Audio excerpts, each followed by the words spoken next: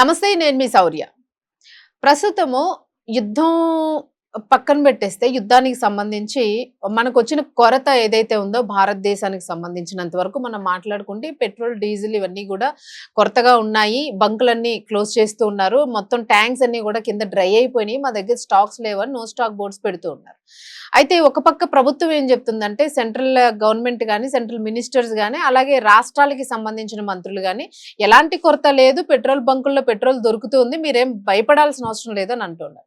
మరి అవసరం లేకపోతే బంకుల దగ్గర 100-200 కార్లు, వెహికల్స్, రోడ్లు మొత్తం బ్లాక్ అయిపోయి కొట్టుకుంటున్న పరిస్థితులు, అలాగే ఏపీలో కూడా 144 సెక్షన్ పెట్టే పరిస్థితి కూడా వచ్చింది. సో ఇవన్నీ కూడా జరుగుతూ ఉన్నాయి. అసలు నిజంగానే పెట్రోల్ ఉందా లేదా, ఇప్పుడు పరిస్థితి ఎలా ఉంది, అసలు ఓవరాల్ గా సినారియో ఎలా ఉంది అనేది ఒకసారి మాట్లాడదాం. మనతో పాటు senior journalist doctor Durga Vadlamani గారు ఉన్నారు. నమస్తే. నమస్తే అండి. మ్యామ్, ఏమంటారు, మీరు స్కూటీలో వస్తున్నారా, కార్లో వస్తున్నారా, ఆటోలో వస్తున్నారా? నేను ఆటోలో వస్తానండి. బుక్ నాకు అయిందా? చాలా ఇబ్బంది అయిపోతుంది. డబల్ ఇస్తున్నాను నేను. ఎందుకంటే ఈ రోజు మార్నింగ్ మీకు కాల్ చేసినప్పుడు మీరు అన్నారు, మ్యామ్ మీ టైం అయిపోయింది ఇంకా రాలేదని. అంటే చాలా సేపటి నుంచి ట్రై చేస్తున్నాము, నాకు ఆటో బుక్ అవ్వట్లేదు. 4 రోజులుగా అదే పరిస్థితి. దట్టు రేటు కూడా ఇవాళ చాలా మరీ ఎక్కువ పెంచేశారు. ఉంది, రోజు మీద ఎక్కువ ఇవాళ. అయితే మీరు అన్నట్టుగా ఇవాళ హైదరాబాద్ నిన్న ఫస్ట్ స్టార్టింగ్ మీకు ఒక ఆర్టిఫిషియల్ స్కార్సిటీ సృష్టిస్తున్నారు. Yes. ఇక్కడ హైదరాబాద్ లో ఆల్రెడీ ఇంతకు ముందు జరిగింది, ఆంధ్రాలో జరిగాక ఇక్కడ జరుగుతోంది హైదరాబాద్ లో. అయితే ఆంధ్రాలో కొరతకి ఒక రీజన్ ఉంది. ఆ రీజన్ ఏంటంటే, ఒక ఐఏఎస్ ఆఫీసర్ ఆయన వైసీపీ కొమ్ము కాస్తాడు. ఆయన ఏం చేశాట, ఈ ట్యాంకర్స్ కొన్ని కేరళకి మళ్లించాడని విన్నా. సో అతను ఏం చేశాడు, ఇప్పుడు మీరు గమనిస్తే కనుక అయితే ఒక 4-5 రోజులుగా ఈ ప్రభుత్వం నిద్రపోతోందా, చంద్రబాబు నాయుడు ఏం చేస్తున్నారు, 4వ శనివారం ఆదివారం వచ్చింది, శుక్రవారం నుంచి పెట్రోల్ బంకుల్లో పెట్రోల్ లేదు, అంతకుముందే పెట్రోల్ కొరతను మొదలు పెట్టారు సోషల్ మీడియా.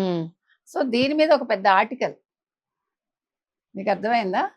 అంటే ఇదంతా కూడా సోషల్ మీడియాలో కావచ్చు, లేకపోతే సాక్షి పేపర్లో, సాక్షి ఛానల్లో వాళ్ళు చేస్తున్న ప్రచారం. ఈ ప్రభుత్వం విఫలమైంది, చంద్రబాబు నాయుడు ఏం చేస్తున్నారు, లాస్ట్ మినిట్ లో హడావుడిగా ఓ మీటింగ్ పెట్టారు, అందరి మీద సీరియస్ అయ్యారు, ఆ తర్వాత ఏమో మీరు ఎందుకు క్రెడిట్ ఇవ్వట్లేదని వాళ్ళు నిలదీస్తున్నారు అని నిన్న ఇవాళ. అంటే ఇది కావాలని వైసీపీ చేయించిన కుట్ర. ఇందులో మీకు డౌట్ అక్కర్లా. ఏపీ వరకు ఇక్కడ కూడా అంతే. ఇది నిజంగా చెప్పాలంటే మీకు ఏపీలో ఇంకోటి ఏం జరిగింది తెలుసా, పెద్ద పెద్ద డ్రమ్ములు, పెద్ద పెద్ద ఇవి తీసుకొచ్చి చాలా మంది పెట్రోల్, డీజిల్ పట్టుకెళ్ళిపోయారు. సో ఇప్పుడు ఆ పట్టుకెళ్ళిన వాళ్ళు ఎవరు, ఎందుకు పట్టుకెళ్లారు, ఎక్కడ నిలవబెట్టారు, అది వైసీపీ వాళ్ళ కాదా అనేది చెక్ చేయాలి. మేడం, మీరు అన్నారు కాబట్టి, నాతో గతంలోనే మనం లాస్ట్ వీక్ ఒక డిబేట్ చేసినప్పుడు ఒక బీజేపీ స్టేట్ లీడర్, ఒక ఆయన ఫేమస్ పర్సన్, ఆయన మనకి డిబేట్ లోనే చెప్పారు, మా ఏరియాలో కూడా, కాకినాడ ఏరియాకి సంబంధించి మా ఏరియాలో కూడా ఇష్టం వచ్చినట్టు బంకుల దగ్గర పెట్రోల్ బయటకు వెళ్ళిపోతుంది, కంట్రోల్ చేద్దామని మేము ప్రయత్నించినా కూడా లీడర్ గాను అక్కడ కొన్ని మరి ఎలా వెళ్తుంది అనేది మాకు కూడా తెలియదు. అది పెట్రోల్ బంకులతో ఏమైనా టైఅప్, అసలు ఇదేంటి, ఎందుకు ఈ కృత్రిమంగా సృష్టిస్తున్నారు అంటే ప్రజల్ని పానిక్ చేసి ఈ ప్రభుత్వాన్ని ఒక నెగిటివ్ చేయటానికి. ఇక్కడ కూడా అదే జరుగుతుంది. అసలే ఎండాకాలం అండి, ప్లాస్టిక్ బాటిల్స్ లో పట్టుకెళ్తున్నారు, అది ఎంత డేంజర్. నేను మా ఆటో అబ్బాయి కూడా చెప్పాను, ఆయన నువ్వు ప్లాస్టిక్ బాటిల్లో పెట్టుకున్నది అక్కడ పెట్టు, భయం వేస్తుంది. అవును, ఇప్పుడు ఏ రకంగా యాక్సిడెంట్లు జరుగుతాయో ఎవరికి తెలియదు, అందులో మండిపోతుంది ఎండ, ఫైర్ యాక్సిడెంట్స్ కి అవకాశం ఉంటుంది. సో ఓవరాల్ గా చూసుకుంటే ఇక్కడ కూడా ఇదేదో ఒక కుట్రే కనిపిస్తుంది. కాకపోతే అది ఎవరిది అనేది మనకు తెలియదు. అయితే బీఆర్ఎస్ చేయదు అలాంటి పనులు, అంతవరకు నేను గ్యారంటీగా చెప్తా. కానీ ఎందుకు జరుగుతోంది, ఇప్పుడు బంక్స్ యజమానులు కూడా బాధపడుతున్నారండి, మాకు క్రెడిట్ ఇవ్వట్లేదు, మేము మళ్ళా మాటలు పడుతున్నాము, మేము తప్పు చేస్తున్నాము అని కొంతమంది వాళ్ళు కూడా బాధపడుతున్నారు. సో ఇక్కడ కొంతమంది చేసే తప్పుకి అందరూ కూడా మాటలు తింటున్నారు. సో ఏది ఏమైనా దీని మీద ప్రభుత్వాలు దృష్టి పెట్టాయి.